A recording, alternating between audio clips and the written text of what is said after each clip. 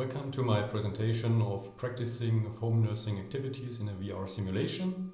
My name is René Peinl and I'm also presenting on behalf of the first author at Erin. We're both from Hof University of Applied Sciences and the Institute of Information Systems there.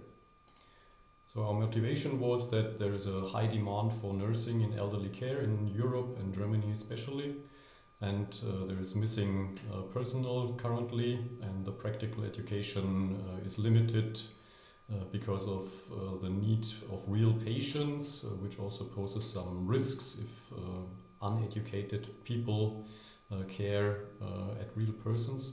And therefore immersing learning seems like a good candidate for supplementing the education there. And our research question is how can we design the interactions in the VR learning environment so that the user acceptance is maximized and there are no additional hurdles for learning.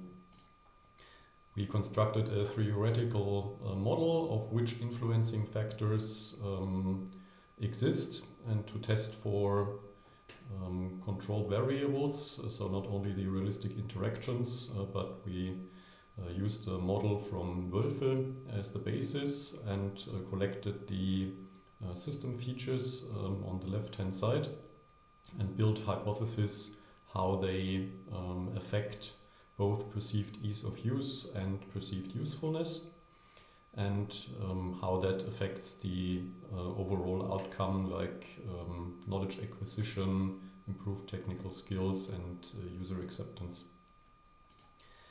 And then we went one detail level further. So for the influencing factors on the left, we detailed it to more easily measurable things like frame rate, model detail, textures and so on for the realistic graphics.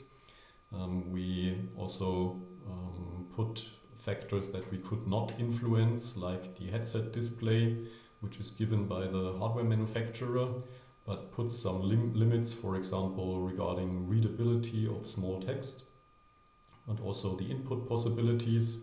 The controllers that we used have a standard layout, but also pose some limitations that we could not overcome on the software side.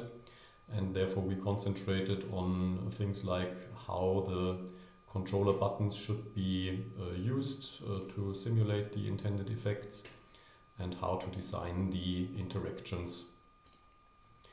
To give you an impression about how the simulation looks like, here are some screenshots for some of the objects that we built. The lancing device on the left-hand side needs to be assembled up front because the lancet itself is a one-time usage and therefore needs to be exchanged every time. And the question is, how realistic should that be? Could it be assembled just by pressing a button, or should we do it in a more realistic way? Similarly, the blood sugar measurement device, you see the buttons there, and the question is, should we trigger them with touch control with the second hand? So you hold them in one hand and you trigger them with the other hand. Or should we use the trigger button simply on the controller, which would be the default behavior to turn objects on and off in the virtual world? And similarly, a question for the insulin injection device. As you see, in real world it's operated with the thumb on the button, and therefore the natural interaction would be the A button on the controller. But again, the default button for activating devices would be the trigger button, which is operated with the index finger. And the question is, would that be better or worse? And we addressed these questions in a questionnaire. We used standard questions from already validated questionnaires from the literature for the control variables like immersion. And we used custom questions for the additional variables that we are looking for, like the realistic interactions. There is no existing questionnaire that could be reused there. And our results show that the affordance is relatively good. So it was obvious for the people how to interact with the objects. The not as good results for discoverability are mainly attributed to the unfamiliarity with the basic VR controls, so especially teleporting was challenging for the people.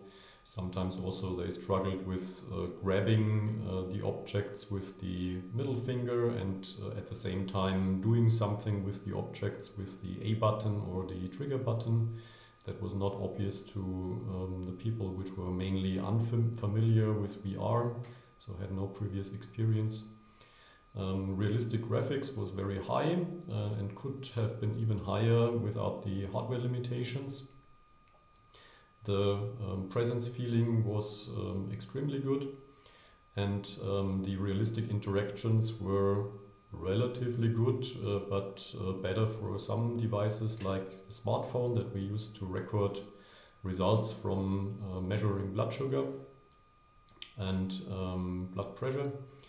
But were not as good, for example, for operating the Band 8 or something like that. And that was also due to some problems, technical problems that they encountered. So, for example, during teleportation, they sometimes lost things, and also if they fell to the floor, which happened from time to time, then they sometimes had problems picking them up again. And that also affected the user acceptance negatively. But in general, the feedback on that was very good.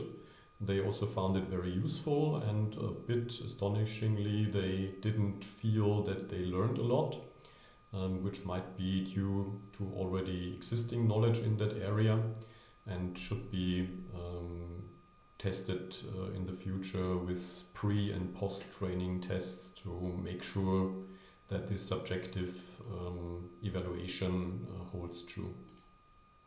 To conclude, we can say that the simulation was working very well in general. The realistic interactions positively influenced both the perceived ease of use and the usefulness, so these hypotheses could be accepted, whereas the other influences could not be confirmed.